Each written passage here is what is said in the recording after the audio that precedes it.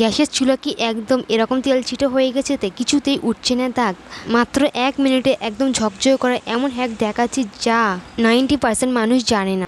এই সহজ ঘরোয়া টিপস দেখলে আপনি আর কোনো কেমিক্যাল ব্যবহার করবেন না। চলুন দেখে নেওয়া যাক কীভাবে আমরা গ্যাসের চুলাটাকে পরিষ্কার করে নিতে পারি।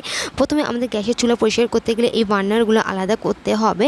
তো দেখতেই পাচ্ছেন তেল ছিটে ময়লা এতটাই হয়ে গেছে যে পরিষ্কার করতে কোনো রকমভাবে যাচ্ছে না।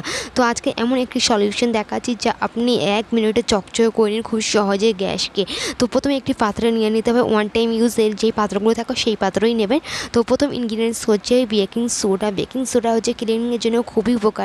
তো দেখুন এখানে আমি বেকিং সোডাটা দিয়ে দিচ্ছি, বেশি করে দেবেন যাতে এই তেল ছিটার দাগটা অনেকটাই জিদ্দি কোনোতেই কিছুতেই যেতে চাইছে না। তো এখানে বেকিং সোডার পরিমাণটা অনেকটাই বেশি নিতে হবে। তারপর এখানে আমি দিয়ে দেবো ভিনিগার ও তেল ছিটার ময়লার দাগ একদম টেনে বার করে দিতে খুব ভালোভাবে কাজ করে।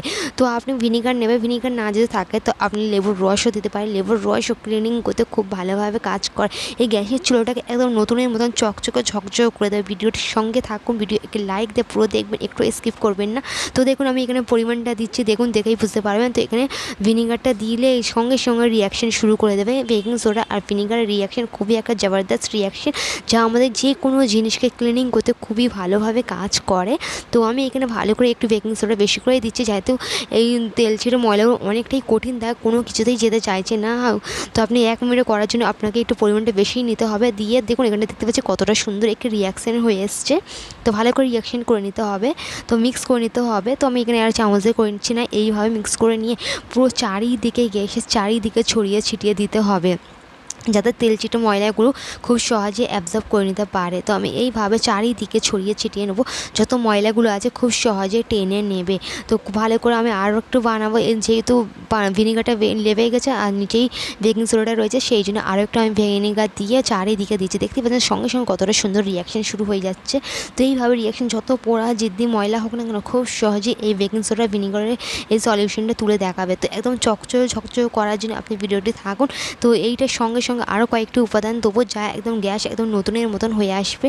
তো আমি ভালো করে মিক্স করে নিচ্ছি। তো দেখতেই পাচ্ছেন ভালো করে মিক্স করে নিতে হবে, মিক্স করে নিতে হবে যাতে তেল ছিঁড়ে ময়লাগুলো টেনে বার হয়ে আসে। এইখানে একদম পোড়া তেল, কড়াইয়ের পোড়া তেল একদম পড়ে এত দাগ জিদ্দি হয়ে গেছে।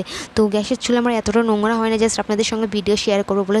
তো ওই আমি ভালো করে মিক্স করে খানিকক্ষণের মতন রেখে দিয়েছিলাম। তারপরে এই বার্নারগুলোতে আমি একটু টুথপেস্ট, বার্নারগুলো যেহেতু অনেকটাই জিদ্দির দাগ তাই না, এই বার্নারগুলোকেও পরিষ্কার করা খুবই প্রয়োজন। তো আমরা স্কচ ব্রাইটের সাহায্যে পরিষ্কার নিয়মিতভাবে হয় না। তো এখানে আমি কলিগেট নিয়েছি যা পরিষ্কার করতে খুব ভালোভাবে কাজ করে, আর দিয়ে দিচ্ছি একটু ভিনিগার।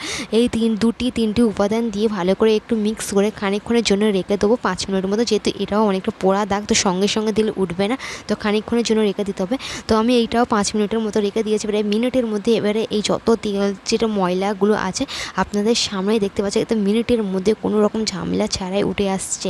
তো খুব সহজে আপনি গ্যাসের চুলাটাকে পরিষ্কার করে নিতে পারলেন। তো আমি এটা পরিষ্কার করে নেওয়ার পর এবারে গ্যাসটাকে চকচকে করার প্রয়োজন, তাই না? তার জন্য চকচকে করতে গেলে একটু শ্যাম্পুর প্রয়োজন। তো শ্যাম্পু বা ডিটারজেন্ট পাউডার বা যে কোনো একটা জিনিস দিয়ে, তো বিশেষ করে তো আপনি শ্যাম্পু দিয়ে যদি করেন তো আপনার গ্যাসেরটা আরও নতুনের মতন চকচকে শাইনি থাকবে। তো শ্যাম্পুতে একটা শাইনিং ভাব আছে, ক্লিনিং করতে খুব ভালোভাবে কাজ করে। সেই জন্য গ্যাসের চুলা পরিষ্কার করার জন্য আপনি একটু শ্যাম্পু নেওয়ারই চেষ্টা করবেন। তো আমি এখানে ভালো করে চেষ্টা দিয়ে দিচ্ছি। তো এবারে এটাকে ভালো করে মিক্স করে নিতে হবে। তো ভালো করে ধুয়ে নেওয়ার পর একটা নর্মাল গেঞ্জের কাপড় দিয়ে আপনি ভালো করে পুষে নেবেন। তো তৈরি পরিষ্কার একদম কোনো রকম ঝামেলা ছাড়া আপনি গ্যাসের চুলাকে খুব সহজেই পরিষ্কার করে নিতে পারলেন। তো দেখতেই পাচ্ছেন কতটা সুন্দরভাবে গ্যাসের চুলোটা পরিষ্কার হয়ে গেছে। প্লিজ ভিডিও একে লাইক দিয়ে পুরো দেখবেন, একটু স্কিপ করবেন না। এবারে দেখাবো গ্যাসের খরচ কীভাবে কমবে, ভিডিওর সঙ্গে থাকুন। তো গ্যাসের খরচ কমানোটাও দরকার। তো দেখুন আমি এখানে মাঝে ব্রাশের সাহায্যে খুব ভালোভাবে ঘষে নিচ্ছি। দেখুন আপনাদের সামনেই দেখতেই পাচ্ছেন কতটা সহজে এই বার্নারগুলো পরিষ্কার হয়ে আসছে। এই বার্নারগুলো নিয়মিত পরিষ্কার না করে ময়লা তেল কাজটা ময়লা জমে এটাও কালো হয়ে যায়। তো আপনারা দেখতে পাচ্ছেন কতটা সুন্দরভাবে পরিষ্কার হয়ে গেল। তো এবারে গ্যাসের খরচটা কিভাবে কমবে যে আমাদের একটু সাশ্রয় হবে। তো আমরা এই বার্নারগুলো পরিষ্কার করা আমাদের খুবই প্রয়োজন, এটাও নিয়মিত পরিষ্কার করা যায়। এগুলো যদি ব্লক হয়ে যায় তো এতে করে আমাদের গ্যাস অনেক ওয়েস্ট হয়ে যায়। আর তার জন্য একটি লাগবে একটি পুরনো মোজা। তো পুরনো মোজা দিয়ে আপনি গ্যাসের খরচ অনেকটাই কমিয়ে নিতে পারবেন। আর এখানে আমি একটি চামচের কিচেনের মধ্যে এই পুরোনো মোজাটা পরিয়ে নিয়েছি। তো আমাদের গ্যাসের এই মাঝখানে হোলটায় অনেক কার্বন জমে কী হয়, গ্যাস লিক হতে শুরু করে এবং গ্যাস একদম অ্যাবজর্ব হয়ে যায়, ঠিকমতো গ্যাস চলতে চায় না।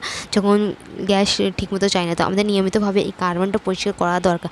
এই কার্বনটা যদি আমরা পরিষ্কার করে নিই, তো আমাদের কোনো রকমের ডেঞ্জার বা হওয়ার কোনো চান্স নেই। এই কার্বনটা পরিষ্কার করা খুবই প্রয়োজন। এবং অনেক সময় গ্যাস লিক হয় এবং লাল লাল আগুন জ্বলতে শুরু করে, তো আপনি তখন একটু সাবান এইভাবে বার্নারের ওপরে ঘষে দেবেন। তারপরে আপনি গ্যাসের চুলাটা জ্বালিয়ে দেবেন। কোনো রকম গ্যাস খরচ হবে না, মাসের জায়গা আরও বেশি দিন চলবে। আশা করি টিপসটি ভালো লাগছে। প্লিজ ভিডিও লাইক দিয়ে চ্যানেলটিকে সাবস্ক্রাইব করবেন।